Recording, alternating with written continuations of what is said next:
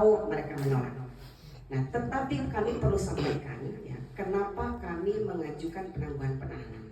Yang pertama, kami merasa bahwa klien kami selama ini sudah sangat amat kooperatif.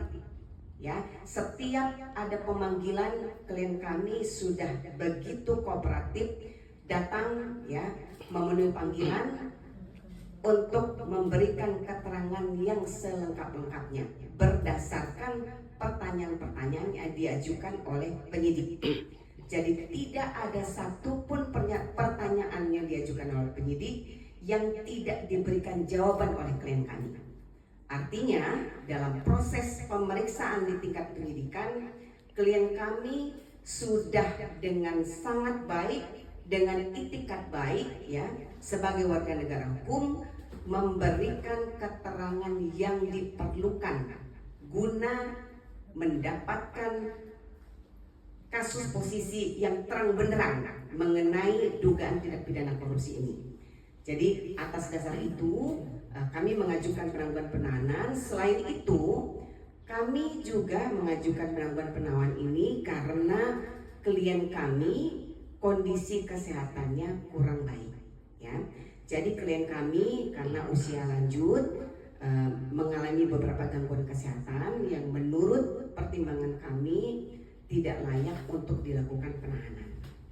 Kemudian penangguhan penahanan ini juga disertai dengan jaminan dari istri saudara Arinal Junaidi, Ibu Riana Sari, di mana beliau sudah menandatangani surat jaminan yang menjamin Bapak Arinal Junaidi tidak akan melarikan diri dan akan terus kooperatif dalam melakukan pemeriksaan.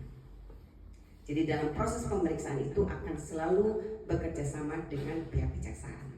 Nah, atas dasar itu kemudian kami sudah mengajukannya tadi pagi. Nah, kita berharap pihak Kejati bisa segera menjawab surat kami agar ada kejelasan bagaimana selanjutnya dengan keadaan klien kami.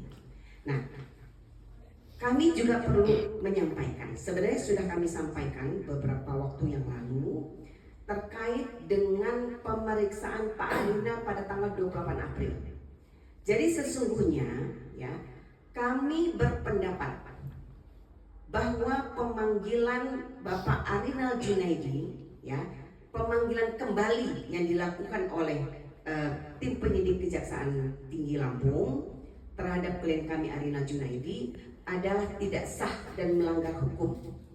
Campur dalam pengelolaan dana PI 10%. Lalu di mana yang salah?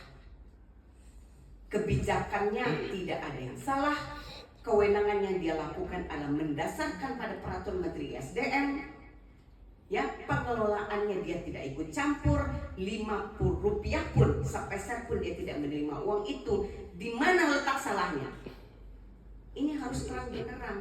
Masyarakat harus tahu supaya kita stop lah.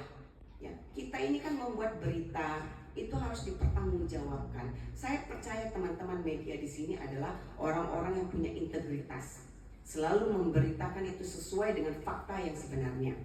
Tetapi banyak sekali kita lihat di luar ya, berita-berita sempalan Ibu Riana. Jadi begini, jaksa ini kan penyidikan mempersoalkan dana 17 juta dolar ya, yang dikelola oleh 3 tersangka ya, direksi dan komisaris yang kemudian sekarang menjadi tersangka. Lalu kemudian dalam persidangan ya, ada fakta ya, kemudian hakim, jadi ini hakim yang bertanya, kenapa di tahun-tahun sebelumnya laporan keuangannya merugi ya, sebelum ada dana itu. Lalu rugi, itulah dia harusnya menyidik. Ada duit masuk, tapi kok rugi? Duitnya kemana? Itulah yang diminta ya, keadilan ya. Penyidik tolong periksa juga dong. Waktu perusahaan ini rugi, siapa yang bertanggung jawab? Siapa yang menjadi direksi dan komisaris? Kemana duitnya? Kenapa tidak diperiksa? Kan para tersangka merasa ini kan tidak fair. Kenapa kami saja ditanya, padahal kami tidak rugi? 68 miliar. Saya tadi sudah jelaskan, duit itu hanya 252 miliar ini rupiah. Itu sudah ditambah dengan bunga ya. Semuanya sudah dihitung. 214 miliar sudah masuk sebagai dividen. Ya.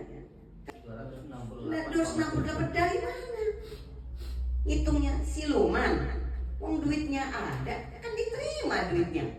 Bahkan daerah sudah menerima, katanya 140 miliar sekian. Benar diterima atau enggak ya? Tanya sama PJ Gubernur. Kami itu bukan di periodenya klien kami. Orang kan melihatnya, oh, Arinal Junaidi korupsi 17 juta dolar. Kesannya kan, dia sudah diambil hartanya 38 miliar untuk mempertanggungjawabkan itu. Kesannya kan begitu. Yang dibaca orang kan karena pemberitaannya begitu kan, tendensius sekali. Faktanya ya, 1 rupiah pun beliau tidak ada aliran dana ke beliau. Ya, beliau tidak menerima sepeser pun uang itu ada pertanggungjawabannya utuh ya. Lalu kemudian 38 miliar itu hitungan sepihak. Saya beritahukan ya, itu sertifikat tanah yang katanya banyak sekali itu. Saya sudah cek satu-satu, itu ada di kampung ujung Tenuk sana yang harganya mungkin sekitar 100 juta, ya, nggak berharga, ya, nggak begitu besar harganya, berharga lah 100 juta itu berharga ya. Lalu kemudian mobil, kesannya kan dia punya berapa 7 unit mobil mewah, nggak begitu ceritanya. Ada 1 mobil Alphard betul, ya wajar dong gubernur punya Alphard, ya kan? Lalu kemudian ada mobil dinas. Lalu kemudian ada ambulan. Itu pinjaman. Lalu kemudian ada mobil, karena istri beliau itu kan sakit ya. Jadi ada orang yang berempati menyumbangkan mobil yang ada toiletnya biar beliau itu bisa kencing mudah di jalan. Ada lagi mobil apa namanya itu SMK ya. Jadi mobil-mobil yang harganya juga tidak seberapa miliar, itu hitungan dari mana